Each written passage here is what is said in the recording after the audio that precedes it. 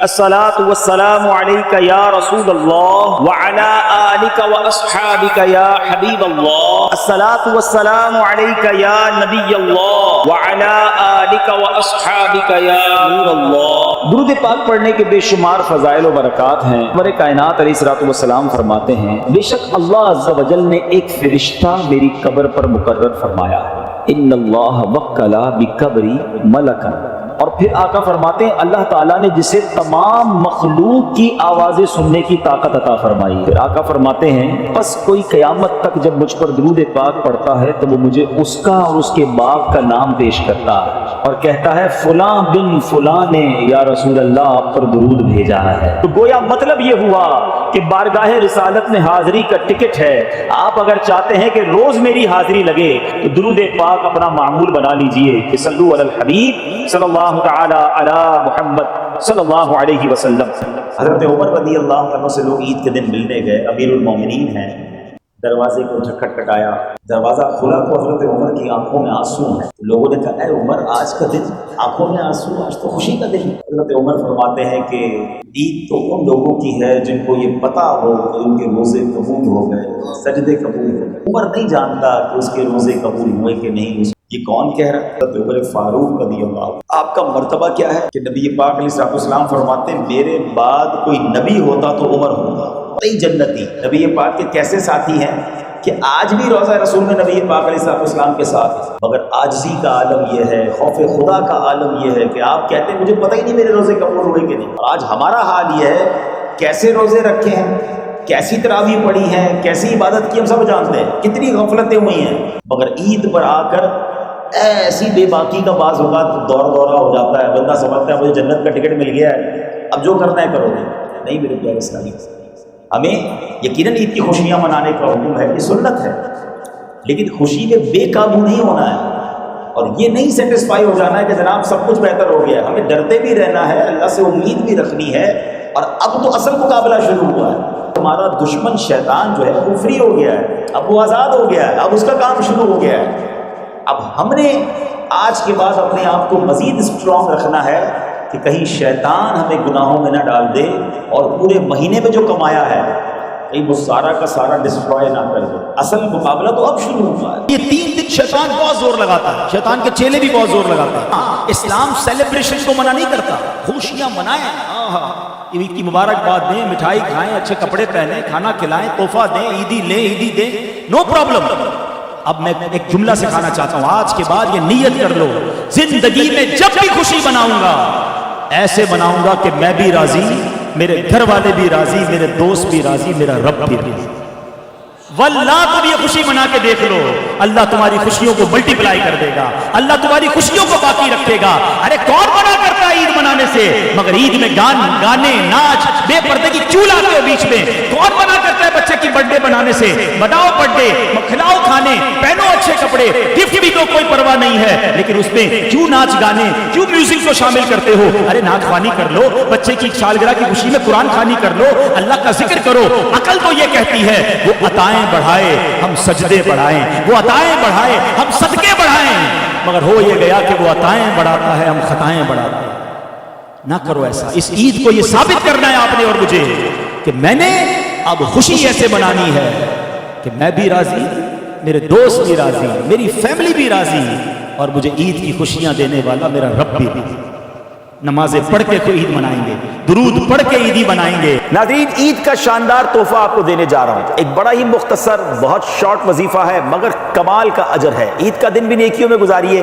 وظیفہ کیا ہے؟ جو شخص عید کے دن 300 مرتبہ سبحان اللہ و بحمدہ پڑھے اور تمام فوت شدہ مسلمانوں کی، یعنی جو دنیا سے چلے گئے مرحومین ہیں، ان کی ارواح کو، ان کی روحوں کو ایصال ثواب کرے تو ہر مسلمان کی قبر میں 1000 انوار داخل ہوتے ہیں، اور جب یہ پڑھنے والا خود مرے گا تو انشاءاللہ اللہ کی رحمت سے اس کی قبر میں بھی 1000 انوار داخل کیے جائیں گے۔ سبحان اللہ و بحمدہ 300 بار پڑھنے میں بہت تھوڑا وقت لگتا ہے، انشاءاللہ مرحومین کا بھی بھلا ہو جائے گا، پڑھنے والے کا بھی بھلا ہو جائے گا۔ امید کرتا ہوں اس عید کو یہ وظیفہ ضرور کریں گے اور اس میسج کو بھی عام کریں گے۔ زندگی ایسی گزارے کہ مرنے کے بعد اسے لوگ دعاؤں میں یاد رکھیں، اصالِ ثواب کریں، تو یہی زندگی کا حاصل ہے۔ تو چلتے ہیں قبرستان انشاءاللہ اچھی اچھی نیتوں کے ساتھ۔ ماں باپ کی قبر پر جا کر سورہ یاسین پڑھنے کے بے شمار فضائل ہیں، جمعے کے دن پڑھنے والے کی تو مغفرت تک کی بشارتیں ہیں۔ تو انشاءاللہ آج عید کا دن ہے، امی ابو کے پاس چلتے ہیں انشاءاللہ، بلکہ نبی پاک سے عرض کریں گے کہ آقا تیری جب کہ دید ہوگی، جب ہی میری عید ہوگی، میرے خواب میں تم آنا مدنی مدینے والے۔ آؤ نا اپنے نبی سے عیدی مانگتے ہیں صلی اللہ تعالی علیہ وسلم، بڑے دیتے نا بچوں کو عیدی، ہم تو ان کے غلام ہیں نا۔ ایسی نمازیں پڑھ کے درود پڑھ کے آقا سے رو رو کر عرض کرنا کہ حضور آج عید کا دن ہے اور آپ نے ہمیں عیدی میں اپنا عشق دینا ہے، اپنی غلامی کی خیرات دینی ہے، اور حضور ایسا کرم کر دیں کہ ہمیں اپنے دید کی عیدی عطا فرما دیں۔ تو یہ فلمیں دیکھ کر تو دیدار مصطفیٰ نہیں مانگو گے نا، آنکھیں گندی کر کے کیسے دیدار مصطفیٰ کی خیرات مانگو گے؟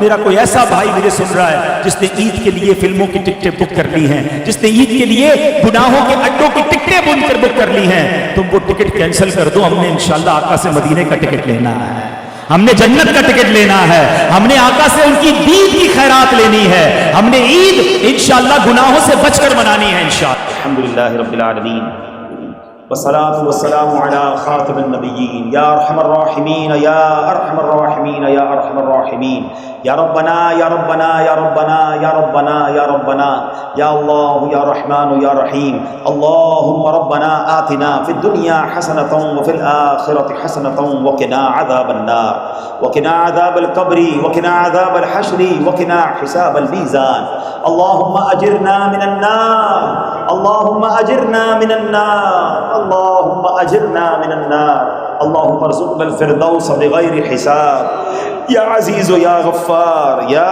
رب العالمین اللہم ارزقنا ایمانا کاملا ویقینا صادقا وقلبا خاشعا وبدنا عابدا ورزقا حلالا طیبا واسعا یا اللہ وتوبة نصوح وتوبة قبل الموت وراحة عند الموت والعفو عند الحساب والنجاة من النار والفوز بالجنة بغير حساب يا عزيز يا غفار يا رب العالمين يا ذا الجلال والإكرام نسألك حسن الختام ربنا حاسبني حسابا يسيرا ربنا هب لنا من أزواجنا وذرياتنا قرة أعين واجعلنا للمتقين اماما واجعلنا للمتقین اماما اللهم ارحمهما كما ربياني صغيرا اللهم ارحمهما كما ربياني صغيرا۔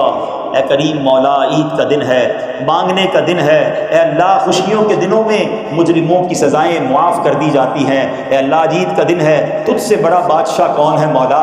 اے کریم آج ہم سب کو جہنم سے رہائی عطا فرما، ہر طرح کے عذاب سے بچا لے، اے اللہ ہمارے سارے صغیرہ کبیرہ گناہ معاف فرما۔ یقیناً جن کے ماں باپ ان کے پاس ہیں وہ کتنے خوش نصیب ہیں کہ وہ عید پڑھ کے اپنے امی ابو کے ہاتھ چومتے ہوں گے، ان سے عیدی بھی لیتے ہوں گے، مبارکباد بھی لیتے ہوں گے۔ پلیز اپنے ماں باپ کی قدر کیجئے، کیونکہ جس کے ماں باپ نہیں ہیں تو اس کو عید والے دن ان سے ملنے کے لیے قبرستان جانا پڑتا ہے۔ تو جب تک وہ آپ کے پاس ہیں ان کی محبتیں لیجئے، ان کی خدمتیں کیجئے، ان کی دعائیں لیجئے، یہ دعاؤں کا صاحبان ہے، اور ایسے خوشی کے موقع پر اتنے اہم دن تو ماں باپ اور زیادہ یاد آتے ہیں۔ چلتے ہیں قبرستان، اور ہمارے پاس خوش نصیبی یہ ہے امی ابو کو دینے کے لیے ایک بڑا پیارا تحفہ ہے۔ ہمارے پاس مدینہ منورہ سے پھول آئے ہیں، کل ہی مدینہ سے ایک بھائی آئے ہمارے رشتہ دار، تو وہ لے کر آئے ہیں۔ کہتے ہیں نا اچھے دوست کی بھی کیا بات ہوتی ہے۔ میرے والد صاحب کے ایک بہت اچھے دوست ہیں، مدینہ منورہ میں رہتے ہیں، ابو کی زندگی بھی بڑا اچھا ان سے پیار تھا، مگر کہتے ہیں وہ دوست وہ ہوتا ہے جو مرنے کے بعد بھی نہ بھولے۔